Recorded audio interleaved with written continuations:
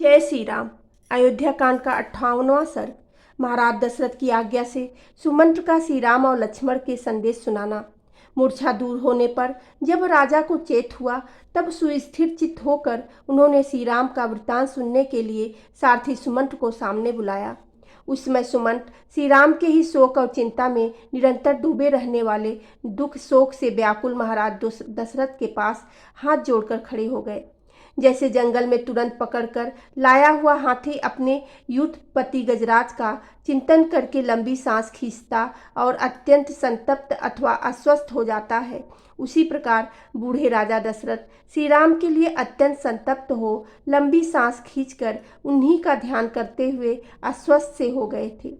राजा ने देखा सारथी का सारा शरीर धूल से भर गया है। यह सामने खड़ा है, उसके मुख पर आंसुओं की धारा बह रही है और यह अत्यंत दीन दिखाई देता है। उस अवस्था में राजा ने अत्यंत आर्त होकर उससे पूछा, सुमंत्र, धर्मात्मा श्री राम वृक्ष की जड़ का सहारा ले कहाँ निवास करेंगे? जो अत्यंत सुख से पले थे वे मेरे लाडले राम वहाँ क्या खाएंगे?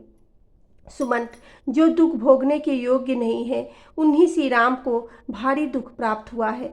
जो राजोचित शैया पर शयन करने योग्य हैं वे राजकुमार श्री राम अनाथ की भांति भूमि पर कैसे सोते होंगे?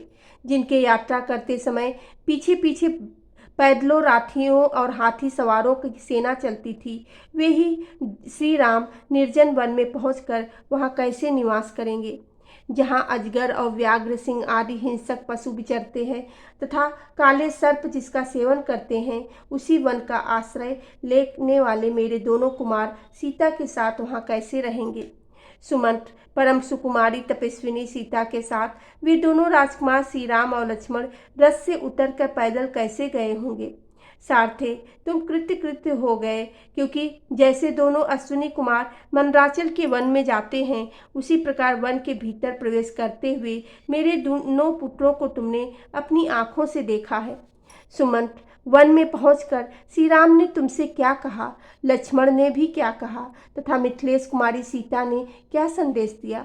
सूत, तुम श्री राम के बैठने, सोने और खाने पीने से संबंध रखने वाली बातें बताओ। जैसे स्वर्ग से गिरे हुए राजा ययाति सत्पुरुषों के बीच में उपस्थित होकर सत्संग के प्रभाव से पुनः सुखी हो गए थे, उसी प्रकार तुम जैसे साधु पुरुष के मुख से पुत्र का वृत्तांत सुनने से मैं सुखपूर्वक जीवन धारण कर सकूंगा।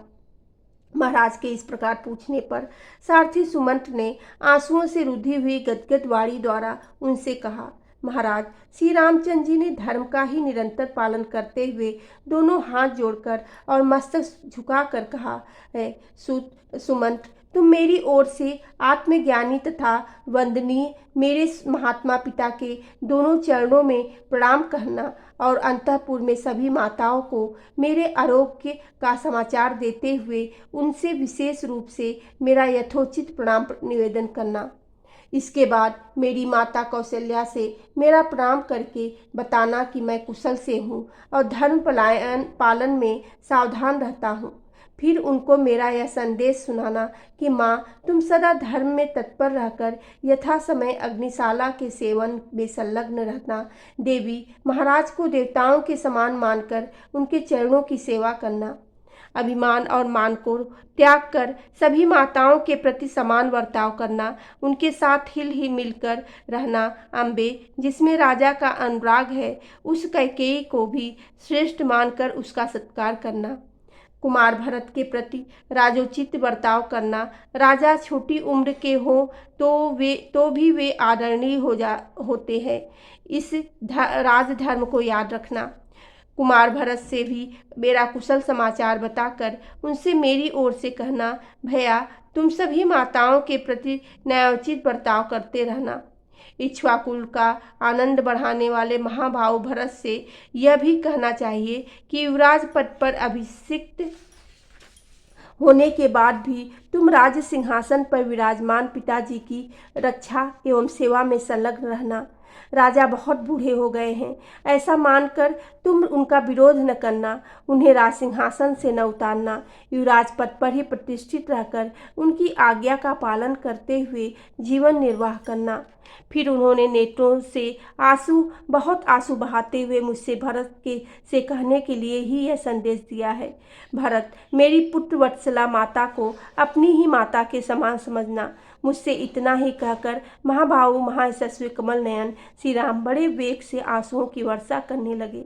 परंतु लक्ष्मण उस समय अत्यंत कुपित हो लंबी सांस खींचते हुए बोले, सुमंत्र जी, किस अपराध के कारण महाराज ने इन राजकुमार श्री राम को देश निकाला दे दिया है?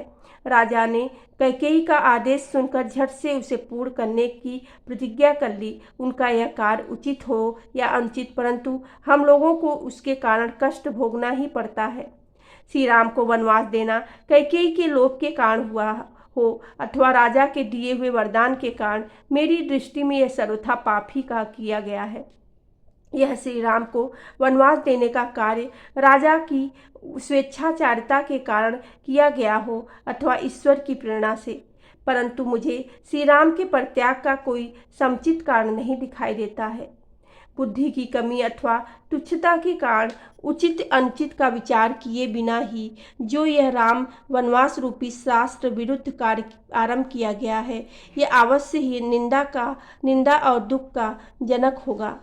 मुझे इस समय महाराज में पिता का भाव नहीं दिखाई देता। अब तो रकुल नंदन श्री राम ही मेरे भाई, स्वामी, बंधु बांधव तथा पिता हैं, जो संपूर्ण लोगों के हित में तत्पर होने के कारण सब लोगों के प्रिय हैं। उन श्री राम का परित्याग करके राजा ने जो यह क्रूरतापूर्ण परिकृत किया है, इसके कारण अब सारा संसार उनमें कैसे अनुरक्त रह सकता है, जिसमें समस्त प्रजा का मन रमता है। उन धर्मात्मा श्री राम को देश निकाला देकर समस्त लोगों का विरोध करने के कारण अब वे कैसे राजा हो सकेंगे? महाराज, तपस्विनी जनक नंदिनी सीता तो लक्ष्मी लंबी सांस खींचती हुई इस प्रकार निश्रेष्ठ खड़ी थी मानो उनमें किसी भूत का आवेश हो गया हो। वे भूली सी जान पड़ती थीं। उन यशस्विनी राजकुमारी ने पहले कभी ऐसा संकट नहीं देखा था। वे पति के ही दुख से दुखी होकर रो रही थीं। उन्होंने मुझसे कुछ भी नहीं कहा।